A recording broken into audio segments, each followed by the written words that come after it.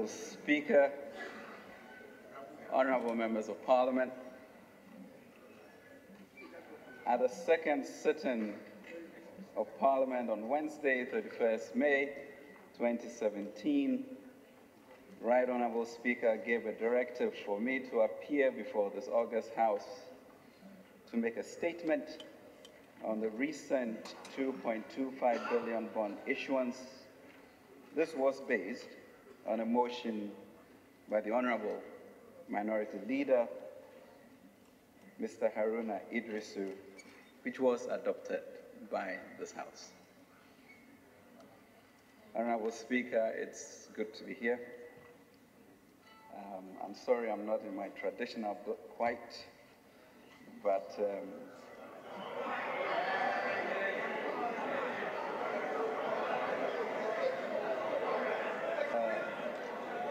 I lost my cousin. Order. I lost my cousin Michael Oforiatta, and a few days ago also visited Mayor Mahama Adams.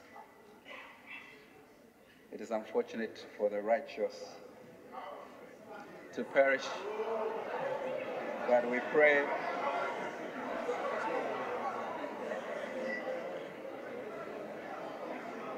Lord, that they've been spared the evil in our society.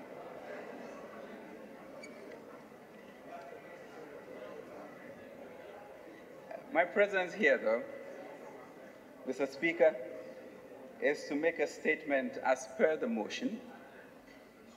I will present the statement and respectfully request Hansa Department to capture the statement and all its attachments in full. Mr. Speaker, please allow me to state categorically at the outset of my statement that on April 3rd, 2017, we, the country, issued 2 new bonds and reopened 2 others. All these bonds were domestic Ghana cedi bonds in the aggregate amount of 9.7 billion, and they were as such settled in cedis. They were not US dollar denominated bonds. Indeed, the report by Reuters, which carried the news worldwide, said Ghana Monday sale of $2.2 billion worth of bonds was the single biggest daily transaction in sub-Saharan Africa. But it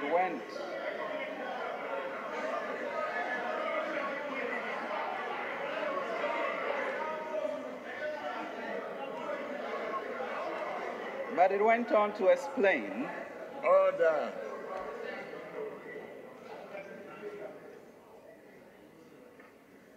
that it included a debut 15-year bond that raised 3.42 billion Ghana cedis at a 19.75% yield.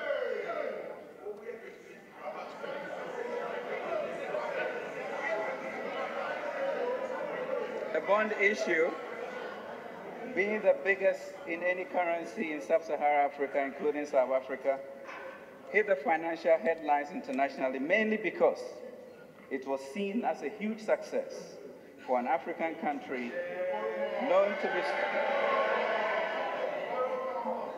to be struggling with the legacy of its economy and finances. However, as the world celebrated this significant achievement by Ghana's new government, some key members of the previous administration were raising concerns over the integrity of the country's record bond issue. In fact, such was the nature of the accusations that we were accused of selling all of Ghana's bonds to one person, Franklin Templeton. Franklin Templeton Investments, for the avoidance of doubt, is not a person, but the entity which owns the Templeton Global Fund. It is one of the world's largest asset managers with over 850 billion in assets under management.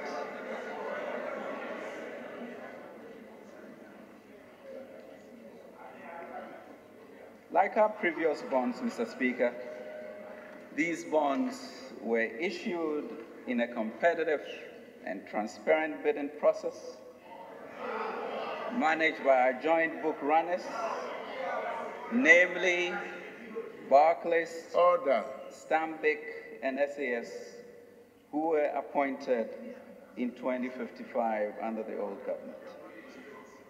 As is a normal practice, since the book building process began in 2015, the joint book runners announced the sale of the bonds as per the second quarter issuance calendar. Subsequently, primary dealers, who are mostly banks, mobilized interested in foreign and local investors to participate in the sale. External investors, Mr. Speaker, have been participating in our domestic medium-term debt instrument of tenor 3 years and above since 2006. Background.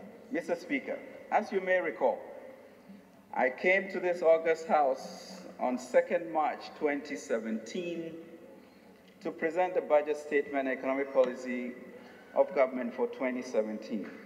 In the statement, I highlighted in paragraph 850 and 851 the portfolio risk in our public debt stock, which included risks associated with interest rate uncertainties and auction failures. Total auction failures for 10 weeks continuous in the first quarter of 2017 amounted to about 2 billion Ghana cedis. Further auction failures in the second quarter would have meant Ghana defaulting in repaying maturing bills. Mr. Speaker, on a weekly basis, the average maturing domestic debt amounts to about 1 billion Ghana cedis, an increase of over 100% from 2014 average maturities. This level of maturities, about a third of the monthly tax revenue collection by the Ghana Revenue Authority. It is interesting to note that a large proportion of these weekly maturing bills are 91 and 182 Treasury bills, which we inherited. This development poses a significant risk to Ghana's debt dynamics. In the recent past, Mr. Speaker, the solution was to borrow more, tax more, with the obvious consequence of worsening the debt crisis situation. Faced with this situation, the Akufo-Addo government had no choice but to think out of the box. Our preferred solution was not to add more debt to the already heavy burden which the Ghanaian people have had to carry. Consequently, the 2017 budget announced a debt management strategy of requirements, and the remaining amounts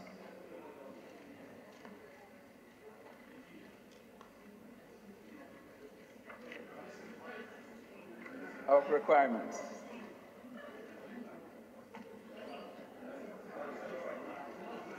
Mr. Speaker, if I may stress, Ghana's public debt as a percentage of GDP increased significantly from 47.8% of GDP in 2012 to over 70% of GDP in 2016.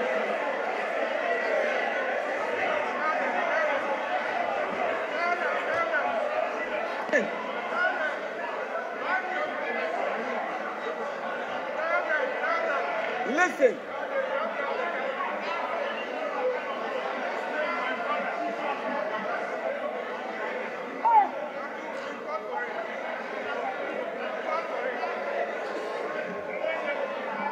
At the same time, interest costs. Order. At the same time, interest costs as a percentage of GDP, which was about 3% in 2014, doubled to about 6% by the end of 2016. That is 10 billion cedis worth of interest payments a year. This development increased the country's debt stress. The trends in our public debt from 2012 to 2016 are as follows. In 2012... Order. Honorable members, we brought the Honorable Minister here. I want to listen. In 2012, the total debt portfolio was 36 billion Ghana cedis. In 2016, it jumped to 63 billion Ghana cedis. In 2014, it jumped to 80 billion Ghana cedis. In 2015, it jumped to 100 billion Ghana cedis. And in 2016, it was 122 billion Ghana cedis. Mr. Speaker. Stand away.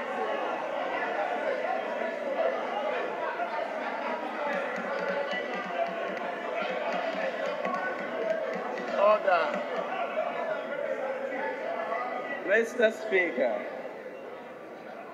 the debt bearing inherited from the NDC by the Akufo-Addo government left limited fiscal space for meeting spending needs. If the new government had continued with business as usual, there would have been very little cash for essential social services, agriculture, and basic infrastructural development. The bad debt situation resulted in an economy that was rife with overtaxing the public to pay debt, resulting in a severe disincentive by the private sector to invest in Ghana and robbing consumers of their spending power. Very high interest rates, leading to the crowding out of the private sector, businesses collapse, and jobs being lost, and the looming possibility of a very serious currency crisis, and the all-round social cost of an economy suffocating from the sheer weight of its indebtedness.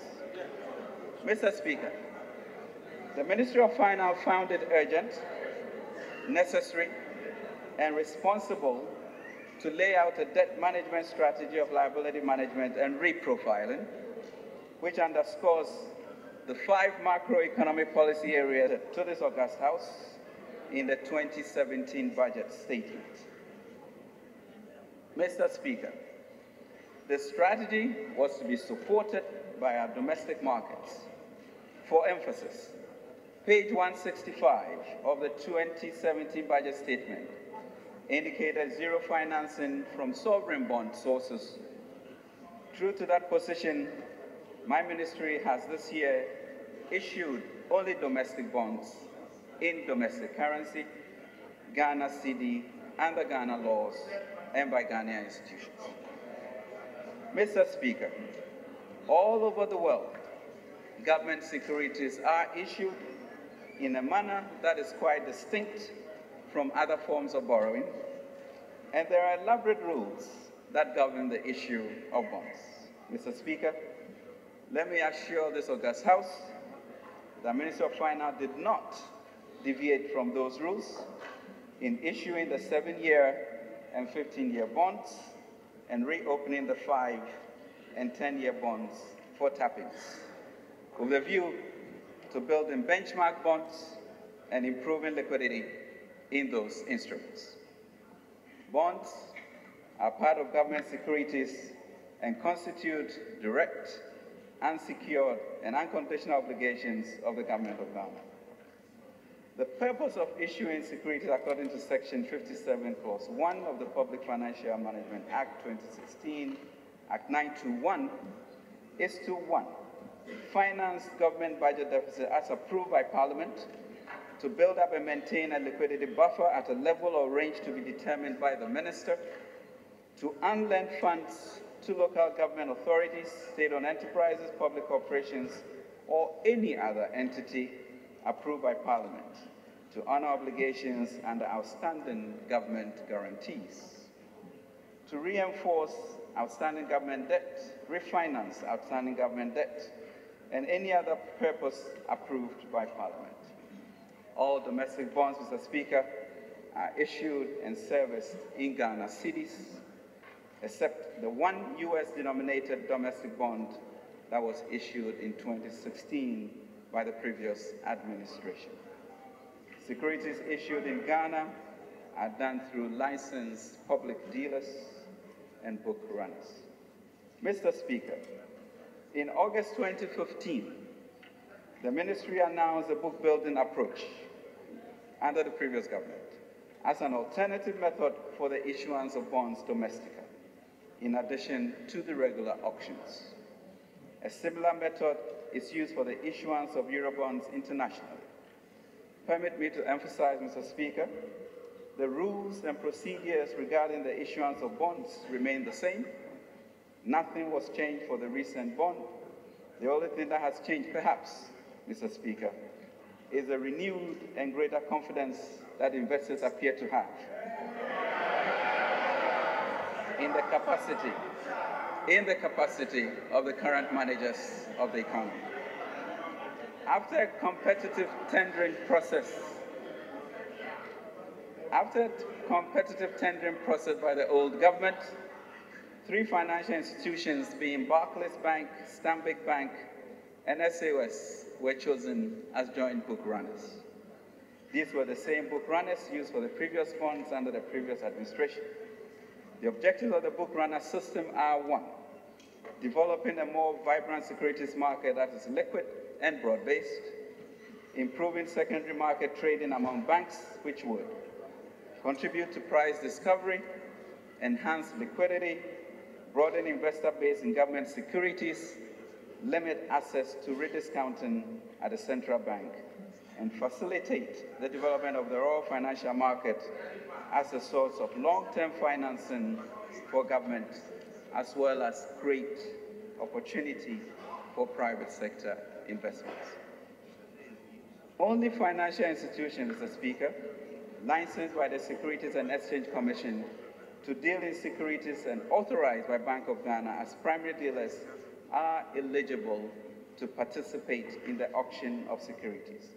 Therefore, no individual can have access to any security except through the Bank of Ghana's approved process. Currency of the bond and process of issuance. Mr. Speaker, as I have already indicated, I want to state categorically that the bonds were denominated and issued in Ghana cedis.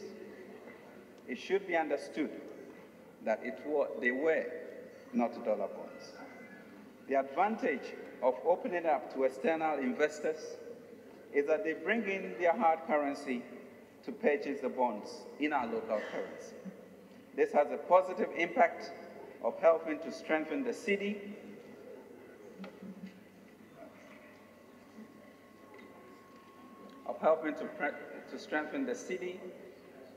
the high participation of external investors who brought in considerable foreign exchange through their custodian banks has created the false impression to some that it was a US dollar-denominated bond.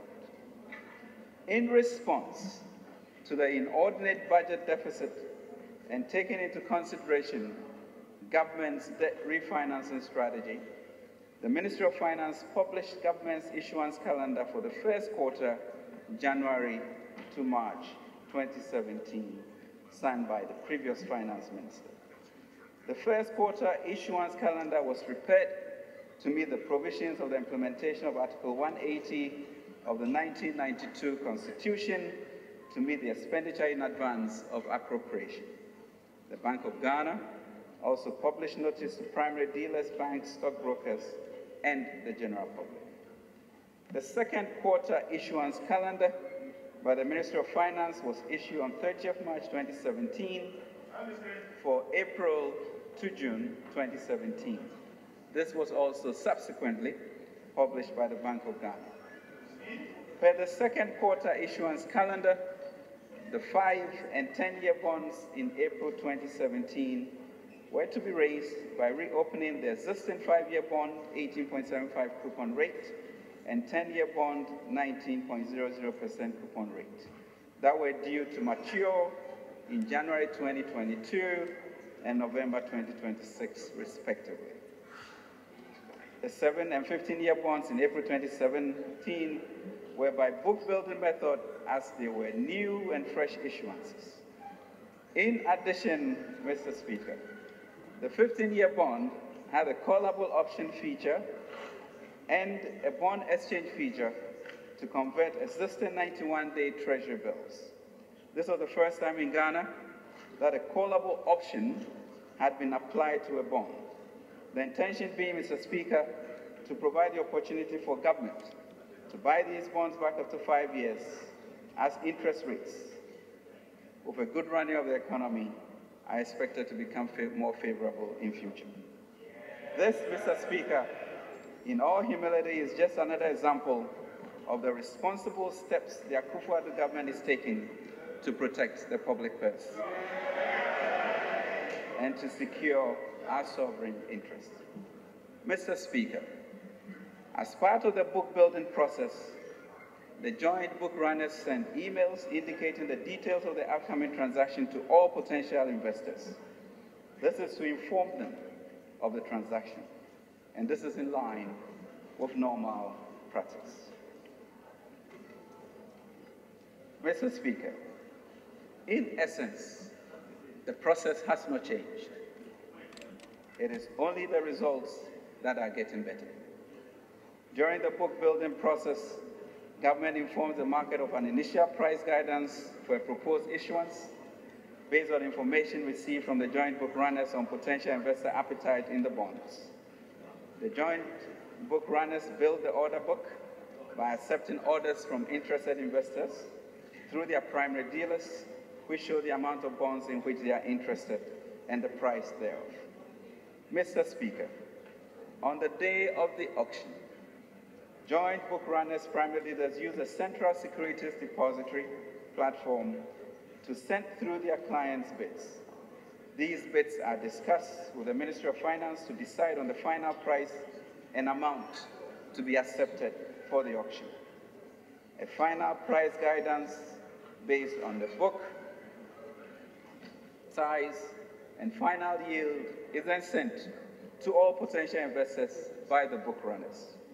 This allows the primary dealers/book runners to engage with their clients and investors to revise their bids. There is nothing opaque or mysterious about this process. There is no inherent insider dealing in this because the bond issuer has every reason to be open to the potential investor who needs the information to make an informed decision. After this open engagement, the ministry then decides on the final size of the issue as submitted by the primary dealers for the auction to be closed. An issuance summary showing the details of the transaction is communicated to all investors.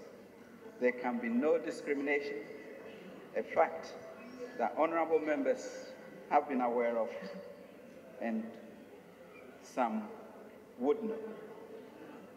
Per the primary dealers' guidelines, as I mentioned before, settlement of bonds is 2 days after the auction.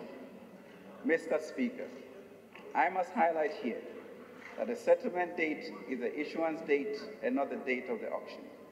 Settlement of the bond proceeds was and still is in Ghana cedis. Mr. Speaker, as I've already stated, Ministry of Finance dealt with only financial institutions licensed by the SEC to deal in securities and authorized by Bank of Ghana as primary dealers to act as our transaction advisors. Mr. Speaker, it is important for the next point that I'm about to make to be understood clearly. The Ministry of Finance, in the issue of the bonds in question, had no direct dealings with the investors. all prospective investors bid through their primary dealers, who in turn submit the investors' bids through the Central Securities Depository platform. The joint book runners, transaction advisors, then collate these bids to build up a book based on which the bonds are issued. At no time during the book building process does meet with any investor in any way.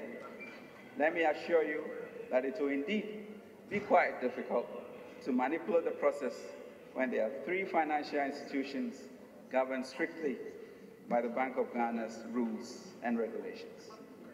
Respectfully, Mr. Speaker, the above show that there were no breaches of integrity either on government's part or on the joint book runner's part.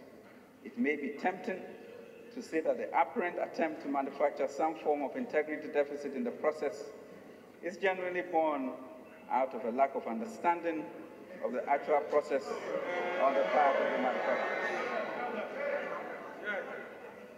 But even that may be deemed too charitable because the CVs of some of the personalities involved are very, very strong. Mr. Speaker, it should be noted that high participation in our domestic bonds is common, and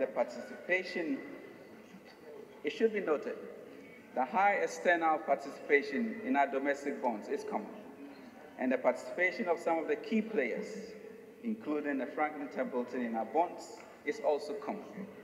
In fact, the first 10-year bond in 2016 had 90% external participation and 10% domestic participation. The reason being that domestic investors are historically more interested in short-term instruments, although we are seeing a very slow but gradual increase in their participation in longer-term instruments with time. Mr. Speaker, I wish to state that both domestic and external market practice dictate that investor information be held confidential. This was the situation with all other previous bonds issued in Ghana and should remain so for all others yet to be issued. As a country, Mr. Speaker, we must appreciate and recognize the potentially disastrous consequences some of the discussions on air about these bonds could have on investor confidence in our country as a safe haven for investment and growth. It is more worrying when it comes from certain quarters that are expected to be informed and responsible. For such a non-issue to be made such a big issue can make us wonder whether the motive is to discourage and thwart efforts towards fixing the pile-up of debt which the previous administration left behind. We have attached the book building information as appendix to this report for your information.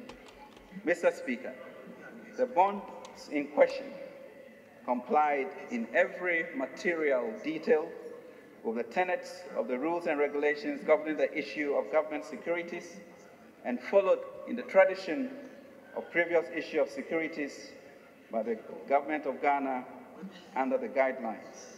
Perhaps the only difference, Mr. Speaker, was the enormous size of the issue. And in all humility, the government should not be compelled to owe an apology for transacting in the interest of the sovereign people of this land. The largest sub-Sahara single-day domestic bond issue in the history of sub-Sahara. It is pertinent to note, Mr. Speaker, that by 3rd April 2017, Government of Ghana had to raise an amount of about 610 million Ghana cedis to service domestic debt in the form of bills that had matured. For the second quarter issuance calendar, government planned to issue 22,250 million, of which 14 million and 44.30 million was for the rollover of maturities. Furthermore, 2,555.7 million was fresh new issuance to meet government's financing requirements, and the amount of 5,600 million cedis was to build a buffer for liability management, which was a government policy captured in paragraph 851 of the budget statement and economic policy of government for 2017 fiscal year and approved by Parliament. The purpose for the issue of the bonds, as encapsulated in the guidelines, was satisfied by the recent issue of these bonds. Honorable members, imagine if a fraction of this could have been pumped back into the economy instead of paying interest charges. Mr. Speaker, to date, out of the total amount raised, about 2.5 billion has been used to reprofile the debt and 1.1 billion used to finance the budget. We will continue to use the remaining amount to reprofile the debt term maturing bills, the short-term maturing bills. Mr. Speaker, we shall also continue with our reprofiling, and this is not the end of it. Mr. Speaker, the reprofiling exercise has been extremely successful. Reprofiling will be debt stock neutral. In other words, we will borrow these billions without adding to Ghana's debt stock.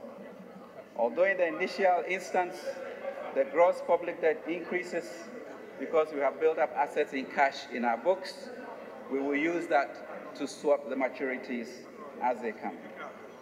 Contrary to the claims of financial loss, the expected savings from this transaction in respect of interest costs is estimated at 612 million Ghana cedis in 2017. This clearly shows the financial savings we have accrued to government. In other words, we borrowed not to increase our debt stock, but to rather decrease the cost of servicing the interest of pre-existing debts. Mr. Speaker, in executing this transaction, we have seen a gradual decline in interest rates, and that accounts for the savings that we are going to gain.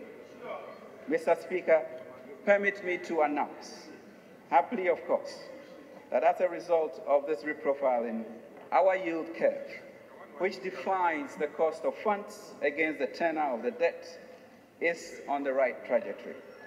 Currently, the 91 Treasury bill rate has trended downwards to about 12.39% as a result of this transaction.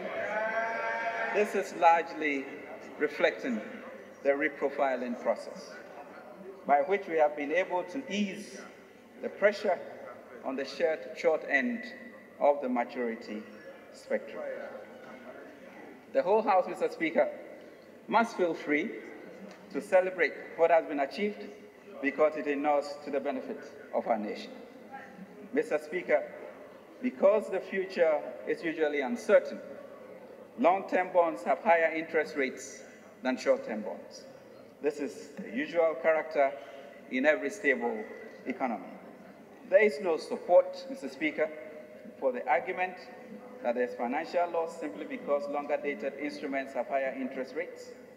If this analysis holds, then how come in 2016, Mr. Speaker, when the 5-year bond was above 20% and the 91-day bond of 16%, there was no hue and cry from our side about financial loss because we understood what was happening. What was good for John surely must be good for Nana. Mr. Speaker, I'm happy again to announce that the benefit from this bond issue continues to impact positively on our economy. In 2016, according to the medium-term debt strategy of the time, Ghana's average domestic interest rate was about 22.8%. Currently, the weighted average interest rate is about 20%. Mr. Speaker, a 3% savings in interest rates on about $30 billion worth of debt, or $120 million of debt, is an incredible savings of about 3 billion cedis. In other words, the costs of borrowing for Ghanaian consumers and businesses have gone down, and it is our expectation that this downward trend will continue, and that, by the grace of God, the negative noise that has followed the bond issues will not stem the easing of the cost of borrowing, nor scare investors away. I'm also happy to announce, Mr. Speaker, that the bonds also strengthened our current account and built our international reserves. The CD to US dollar, which was 4.46 in February, was down to 4. In March, and appreciated to 4.19 as at the end of April 2017. I'm equally happy to announce, Mr. Speaker, that the impact of Ghana's credit rating has also been significant. As Fitch Ratings a few weeks ago affirmed Ghana's sovereign rating at B and revised the outlook, Mr. Speaker, from negative to stable. This is significant news for investors in the economy. We have attached for your information the following relevant documents: issuance calendar for quarters 1 and 2, 2017, prospectus, transaction announcement for the 7 and 15-year bonds, bond order book for the 7 and 15-year bonds, price guidance notification, guidelines for government securities markets, primary dealers, Ghana fixed income market manual. Finally, Mr. Speaker, I would like to conclude by emphasizing that the bonds were CD bonds of 9.7 billion. It was part of the issuance calendar for the second quarter, consistent with the 2017 budget financing plan. The bond participants are no strangers to our bond market, and as a matter of record, have been investing in our local bonds over the last decade. The book-building approach adopted is a transparent and competitive process used and established by the previous administration in 2015. The issuance extended the tenor to 15 years, the first, Mr. Speaker, in our history, and certainly, Mr. Speaker, not the last. Let me reiterate, Mr. Speaker, for the avoidance of all doubt, what the country has gained from this transaction. We have raised the highest amount in Africa. We have extended the tenor of the domestic debt to 15 years, another history of the Akufo-Addo government. The transaction will be net debt neutral, will not add to the country's debt stock. This has eliminated the costs associated with cross-continental roadshows, saved the country about 600 million cedis in interest payments, and reduced refinancing costs associated with short-term borrowing. It has improved the country's gross international reserves and stabilized the cedi. In the process, Mr. Speaker, the reprofiling operation led to a reduction in refinancing risk, as seen with the many auction failures we have had. Mr. Speaker, I am pleased to note that all the objectives were met, and in addition, we have improved our foreign exchange reserves and brought stability to the foreign exchange market. Mr. Speaker, we shall indeed be pursuing this strategy to reduce the debts and the cost of interest that we have inherited. Mr. Speaker, many critics of government did not expect us to find any maneuvering room out of the fiscal hole and huge debt pileup. Yet, to the relief of the overwhelming number of well-meaning Ghanaians, we managed to find a way out of the fiscal straitjacket. Mr. Speaker, we managed to cut taxes, we managed to increase spending on social services and capital expenditure. We are also working hard to cut down the deficit, provide stimulus package for agriculture and industry, and in a way that is expected to boost economic growth and create jobs. Ghana's economy, Mr. Speaker, is by no means out of the woods yet, but it is by all accounts in a far more stable and positive shape than it has been in the past few years.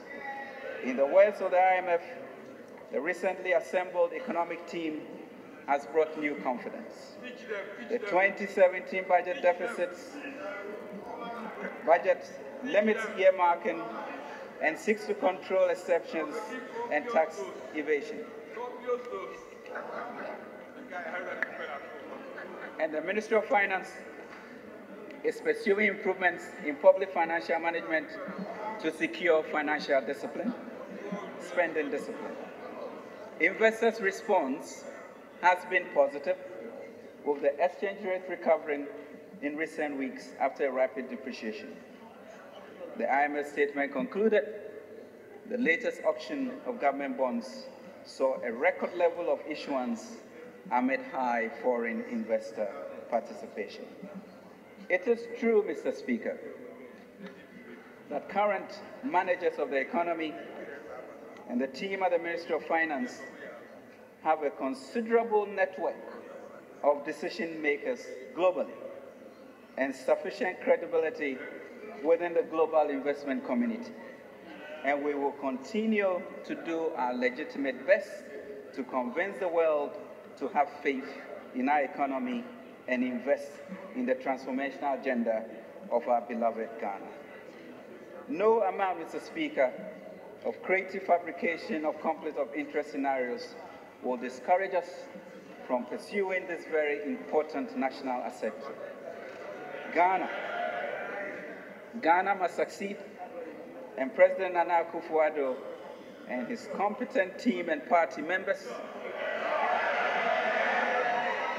are determined to employ all legitimate means to make Ghana succeed in the overarching goal to tackle mass poverty, create prosperity, and enhance the dignity and well-being of every citizen of Ghana. The preferential option for the poor, which undergirds our budget, will not be compromised, and Ghana shall be the best investment address on the continent. Mr. Speaker, it is our hope, the hope of the government, that we shall, regardless of which side of the divide we may find in the pew, find the courage to offer praise when deserved, or at least silence if praise is difficult to give, in the bare pace of positive efforts from those whom the baton of governance have been passed on and who can be seen to be working hard to fix what was broken and correct what was wrong, and in doing that for the benefit of all Ghanaians, regardless of political color, and above all, to the glory of God. We will continue as a government to fight evil when we see it, to fight poverty when we see it, to fight the Tobiases and Sambalans when we see it, to protect the public purse. Mr. Speaker, it was Roosevelt who said, "It is not the critic who counts, but the man in the arena, whose face is marred in dust and sweat and blood." We as a government will only fail daring greatly, and we will not be put in the place of the cold and timid souls. Let us go forth as a nation and bring good news to our people. Let our beautiful feet bring good news, bring peace, bring salvation to this country. To this I pray, and hopefully not forlornly. Thank you, Mr. Speaker.